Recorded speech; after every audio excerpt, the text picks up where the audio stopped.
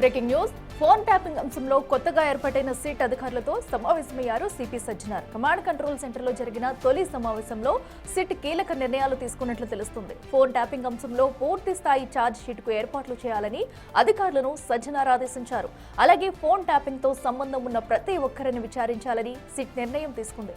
సుప్రీంకోర్టులో కేసు ఉన్నందున జవాబుదారీగా ఉండాలని అధికారులను ఆదేశించారు. ఇక ఇప్పటికే మాజీ ఏఎస్ ప్రభాకర్ రావును 10 రోజులుగా కస్టోడియల్ విచారణ చేస్తున్నారు. విచారణలో పలు కీలక విషయాలు వస్తున్నట్లుగా సిట్ గుర్తించింది. అయితే ముందు ఛార్జ్ షీట్ వేసిన తర్వాత కేసుతో సంబంధం ఉన్న రాజకీయ నాయకులతో పాటు అధికారులను కూడా విచారించేందుకు రంగం సిద్ధం చేస్తుంది సిట్.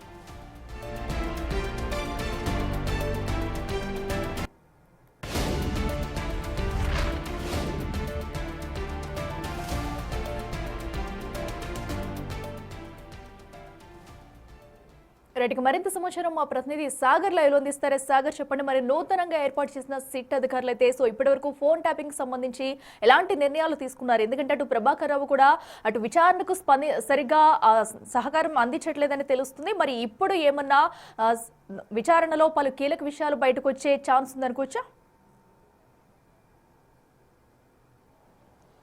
అఖిల, ఖచ్చితంగా ఫోన్ ట్యాపింగ్ కేసులో కొన్ని కీలక సంచలన అంశాలపైన నూతనంగా ప్రభుత్వం ఏర్పాటు చేసిన సిట్ ఫోకస్ పెంచిందని చెప్పుకోవచ్చు. అందులో భాగంగానే హైదరాబాద్ సిపి సజ్జనార్ నేతృత్వంలో ఉన్నటువంటి నూతన సిట్ బృందం బంజారాహిల్స్ కమాండ్ కంట్రోల్ సెంటర్లో తొలి భేటీ జరిగింది. తొలిసారి సమావేశంలో కొన్ని కీలక నిర్ణయాలపైన కీలక అంశాలపైన చర్చించినట్లు కూడా తెలుస్తుంది. ఎందుకంటే పూర్తిగా ఇప్పటికే 10 రోజులు సుప్రీంకోర్టు ఆదేశాల మేరకు ప్రభాకర్ను విచారించారు. మరో వారం రోజులు విచారించే అవకాశాలు కనిపిస్తున్నాయి.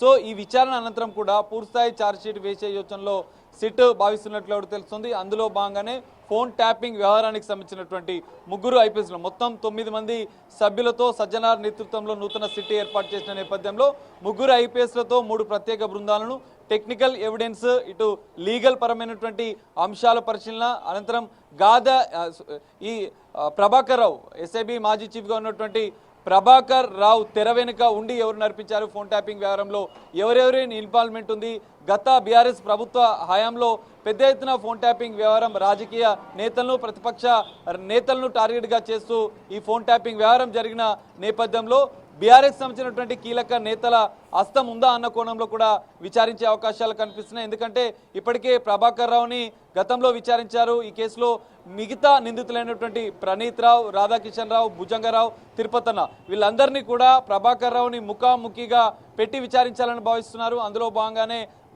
బంజారాహిల్స్ కమాండ్ కంట్రోల్ సెంటర్లో జరిగినటువంటి సమావేశంలో ఈ 3 అంశాలపైన చర్చ జరిగింది. పూర్తిస్థాయి ఛార్జ్షీట్లో ఎవరెవరి అంశాలు, ఎందుకంటే తెర వెనుక ఎవరుండి దీన్ని నడిపించారు, ఆధారాలు ధ్వంసం ఎవరు చేయమన్నారు, అమెరికా పారిపోయిన నేపథ్యంలో అమెరికాలో కొన్ని కీలక డాక్యుమెంట్సే కావచ్చు, కీలక డేటాను కూడా ఆయన మర్చిపోయినట్లు కూడా ప్రభాకర్ రావు విచారణలో చెప్తున్నారు.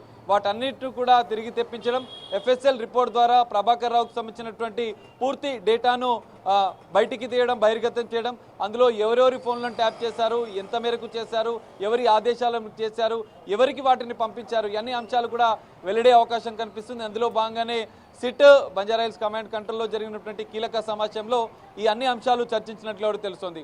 మరి పూర్తిస్థాయి ఛార్జ్షీట్లో ఎవరెవరి పేర్లు ఉంటాయి, ఇంకా ఎవరెవరు వెనుక ఉండి నడిపించినటువంటి పూర్తిగా వారి యొక్క అంశాలను కూడా బహిర్గతం బయట పెట్టాలని కూడా సిట్ భావించింది. అవన్నింటినీ కూడా ప్రభాకర్ విచారణలో బయటికి తేవాలని చెప్పి కూడా సిట్ భావిస్తుంది.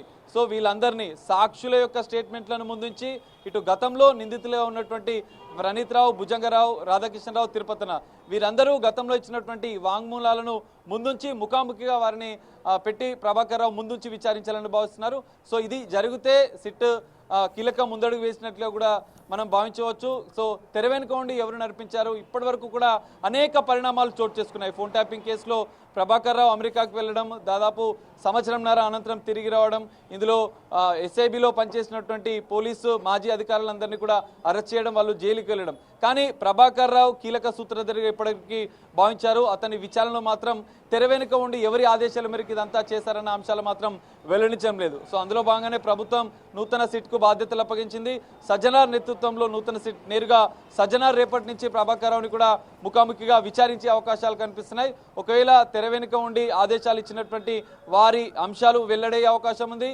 సిట్ తాజాగా విచారించిన అనంతరం కూడా ఆ అంశాలన్నీ కూడా పూర్తిస్థాయి ఛార్జ్షీట్లో పేర్కొనే అవకాశాలు కనిపిస్తున్నాయి. ఒకవేళ సిట్ పూర్తిస్థాయి దర్యాప్తు ఇటు విచారణ పూర్తి చేసిన అనంతరం కూడా మరికొన్ని సంచలన విషయాలు తెర వెనుక ఉండి నడిపించినటువంటి వారి అంశాలతో పాటుగా ఆధారాల ధ్వంసం వెనుక ఎవరి కుట్ర ఉంది, ఎలాంటి రాజకీయ కోణం ఉంది, రాజకీయ కుట్రలు ఉన్నాయి అనే అంశాలు కూడా వెలుగులోకి వచ్చే అవకాశం అయితే కనిపిస్తుంది. మరి రేపటి నుంచి సజ్జనార్ నేతృత్వంలో సిట్ ప్రభాకర్ రావుని నేరుగా విచారించినట్లు కూడా తెలుస్తుంది. ఇప్పుడు ఏదైతే సజ్జనార్ ఎంట్రీ అయిన తర్వాత కీలక మలుపు తీసుకునే ఛాన్స్ ఉంటుంది అనుకోవచ్చు. ఎందుకంటే ఇప్పటి వరకు పలుమార్లు విచారణలు అయితే జరుగుతున్నాయి. సో పూర్తిగా ప్రభాకర్ కూడా విచారణకు సహకరించట్లేదు. సో ఇంకా కొత్త కీలక నేతలు ఎవరన్నా ఈ కేసుకు సంబంధించి బయటకు వచ్చే ఛాన్సెస్ ఉన్నాయనుకోవచ్చా? మరి ఛార్జ్ షీటు ఎప్పటి వరకు దాఖలు చేసే అవకాశం ఉంటుంది అనుకోవచ్చు?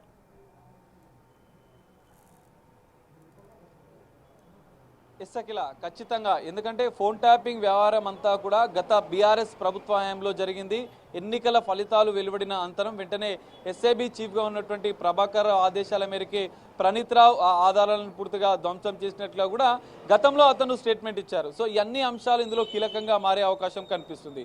బీఆర్ఎస్ ప్రభుత్వ హయాంలో పెద్ద ఎత్తున ఫోన్ ట్యాపింగ్ వ్యవహారం అనేది అనంతరం సంచలనంగా మారింది. దాదాపు 2 సంవత్సరాల పాటు కూడా దీనికి సంబంధించినటువంటి విచారణ జరిగింది. అందులో ఉన్నతాధికారులు, పోలీసు, గతంలో ఉన్నటువంటి పనిచేసినటువంటి అధికారులు కూడా అరెస్ట్ అయ్యారు. కానీ ఇందులో కీలక చిక్కుముడి అనేది ఇంకా వీడలేదు. ఎవరి ఆదేశాల మేరకు చేశారన్న అంశాలు. ఎందుకంటే బీఆర్ఎస్ సంబంధించినటువంటి కీలక నేతలపైన అనేక ఆరోపణలు వచ్చాయి. దీనిపైన ఆధారాల కోసం సిట్ దర్యాప్తు మొదలించింది. అందులో భాగంగానే దాదాపు సుమారు ఇప్పటికే 12 రోజులకు పైగా ప్రభాకర్ రావును విచారించింది. గతంలో సుప్రీంకోర్టు ఆదేశాల మేరకు కూడా విచారించింది. ఇప్పుడు కస్టోడియల్ విచారణలో కీలక అంశాలు. ఎందుకంటే సిట్ ప్రత్యేక 3 ఐపీఎస్ అధికారులతో కూడా 3 ప్రత్యేక బృందాలను ఏర్పాటు చేసింది. 3 కీలక అంశాల మీద కూడా దర్యాప్తు మొదలుపెట్టే అవకాశం కనిపిస్తుంది. ఇందులో తెర వెనుక ఉండి రాజకీయ కుట్రలు ఎవరు చేశారు, ఫోన్ ట్యాపింగ్ సంబంధించినటువంటి వ్యవహారంలో ఆధారాలన్నీ కూడా ఎవరి ఆదేశాల మేరకు మీరు ధ్వంసం చేశారు. ఎందుకంటే మనం చూడొచ్చు, ప్రభాకర్ రావు విచారణ పూర్తయిన అనంతరం కూడా కేసీఆర్ పిఏని కూడా సిట్ అధికారులు విచారించారు. అనేక రాజకీయ నేతలు, టీపీసీ చీఫ్ మహేష్ కుమార్ గౌడ్ సంబంధించినటువంటి ఇతర రాజకీయ నేతలకు సంబంధించినటువంటి స్టేట్మెంట్లు కూడా తీసుకున్నారు. కొంతమంది బీఆర్ఎస్ నేతల స్టేట్మెంట్లు తీసుకున్నారు. కాంగ్రెస్ సీనియర్ నేతలకు సంబంధించినటువంటి స్టేట్మెంట్లు, ఇటు బీజేపీ నేతలకు సంబంధించినటువంటి సాక్షులుగా వీరందరి స్టేట్మెంట్లు కూడా సిట్ ఇప్పటికే సేకరించింది. సో వాటన్నిటిలో కూడా రాజకీయ నేతల పేర్లను మావోయిస్టులతో సంబంధాలు ఉన్నటువంటి వ్యక్తులుగా చూపిస్తూ ఫోన్ ట్యాపింగ్ చేసినట్లుగా కూడా ప్రభాకర్ రావు విచారణలో వెల్లడైంది. అవన్నీ కూడా ఆధారాలు ఇప్పటికే సిట్ సేకరించింది. ఇక్కడ కేవలం 2 కీలక అంశాలే ఇంకా ఈ చిక్కుముడి వీడలేదన్నట్లుగా కూడా మనకు తెలుస్తుంది. ఎవరి ఆదేశాల మేరకు మీరు ఇదంతా చేశారు, ఫోన్ ట్యాపింగ్ వ్యవహారం అంతా కూడా ఎవరు తెర వెనుక ఉండి నడిపించారు, ఆధారాల ధ్వంసం వెనుక ఎలాంటి కుట్రలు ఉన్నాయి, ఎవరు ఆధారాలను ధ్వంసం చేయమన్నారు, మీరు అమెరికాకి పారిపోవడం, అక్కడ మీ క్లౌడ్ డేటాలో కూడా కొంత సమాచారం ఉన్నది. సో అన్ని అంశాలు కూడా సిట్ బయట పెట్టాలని భావిస్తుంది. అందులో భాగంగానే ప్రభుత్వం ప్రత్యేక సిట్ని ఏర్పాటు చేసింది. సో సజ్జనార్ నేతృత్వంలో 3 ఐపీఎస్లతో ప్రత్యేక 3 బృందాలు ఏర్పాటు కానున్నాయి. ఆ 3 బృందాలు 3 అంశాల మీద విచారణ చేయాల్సింది. రేపటి నుంచి కూడా సజ్జనార్ స్వయంగా బషీర్బాగ్లోని సిసిఎస్ కార్యాలయంలో ప్రత్యేక సిట్ కార్యాలయాన్ని ఏర్పాటు చేస్తారు. అందులోనే కస్టోడియల్గా మరో వారం రోజుల పాటు ప్రభాకర్ రావును విచారించాలని భావిస్తున్నారు. ఇటు నిందితులుగా ఉన్నటువంటి వారి స్టేట్మెంట్లను ముందుంచి, సాక్షులుగా రాజకీయ నేతలకు సంబంధించినటువంటి స్టేట్మెంట్లను ముందుంచి వారిని ముఖాముఖిగా కూడా విచారించే అవకాశం కనిపిస్తుంది. సో గత బీఆర్ఎస్ ప్రభుత్వానికి సంబంధించినటువంటి కీలక పెద్దలకు సంబంధించినటువంటి వ్యవహారం కూడా ఇందులో సంచలన ఆరోపణలు ఇందులో వస్తున్నాయి. సో దానికి సంబంధించినటువంటి ఆధారాలు ఈ విచారణలో, సిట్ విచారణలో బహిర్గతమయ్యే అవకాశం ఉంది. పూర్తిస్థాయి ఛార్జ్ షీట్లో మాత్రం ఖచ్చితంగా రాజకీయ కోణం, రాజకీయ కుట్ర, తెర వెనుక ఫోన్ ట్యాపింగ్ వ్యవహారం ఉండి నడిపించినటువంటి అంశాలు కూడా పూర్తిస్థాయి ఛార్జ్ షీట్లో పొందుపరిచే అవకాశాలు అయితే కనిపిస్తున్నాయి. సో ఛార్జ్ షీట్ విచారణ పూర్తయిన అనంతరం, ఛార్జ్ షీట్ల అనంతరం కూడా మరికొన్ని సంచలన విషయాలు, ఒక కొలిక్కి ఈ ఫోన్ ట్యాపింగ్ వ్యవహారం అనేది, ఫోన్ ట్యాపింగ్ కేసు అనేది వచ్చే అవకాశం అయితే కనిపిస్తుంది. Akhila. Right Sagar, thank you.